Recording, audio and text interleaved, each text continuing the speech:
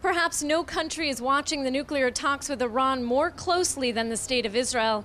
The regime in Tehran has threatened to destroy the Jewish state on a number of occasions. Just last week, Iran's army chief said that the cause of his nation is the annihilation of Israel. I sat down earlier today to talk about the threat of Iran with Israel's foreign minister, Avigdor Lieberman.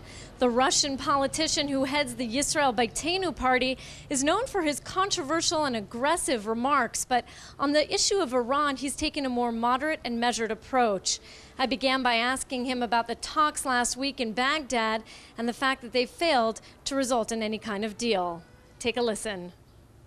I must say frankly, with Iran it's business as usual. They're trying to buy time, to waste time, and in the end of the day, we don't see any readiness from the Iranian regime to give up their nuclear ambitions. For us, it's clear that it's another attempt, to avoid sanctions or a real deception.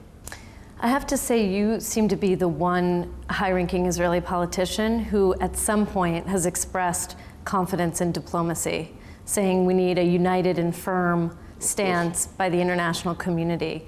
That's more than a lot of people have said. Why do you have even that much optimism? It's not optimism, but I think that it's not only our challenge. First of all, it's a challenge for all international community.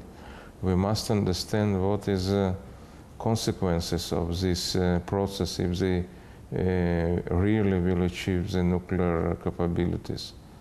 It's really a terrible nuclear arms race in all Middle East, and it's like horror movie in Hollywood. And all this reality of nuclear, of dirty bomb, of leaks of nuclear technologies, everything will become something realistic, tangible. Do you think diplomacy can still work?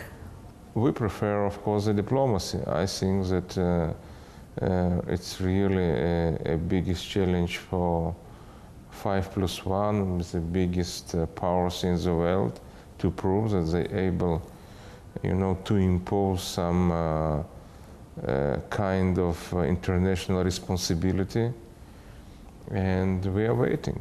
Are you confident that Israel could pull off an effective strike if Israel was pushed to the wall? I think that we have right to protect ourselves, and we are speaking only about the basic right of all nations to defense, to protect our citizens, and we really do, for us it's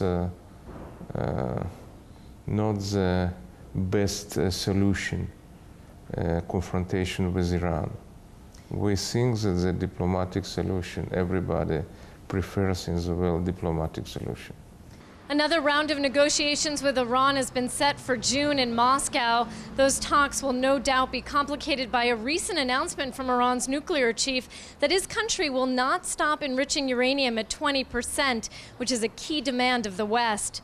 Here in Jerusalem, officials remain deeply skeptical about these talks and whether they can really deliver any results. Even if the West gets what they want, Israeli officials are not likely to be satisfied.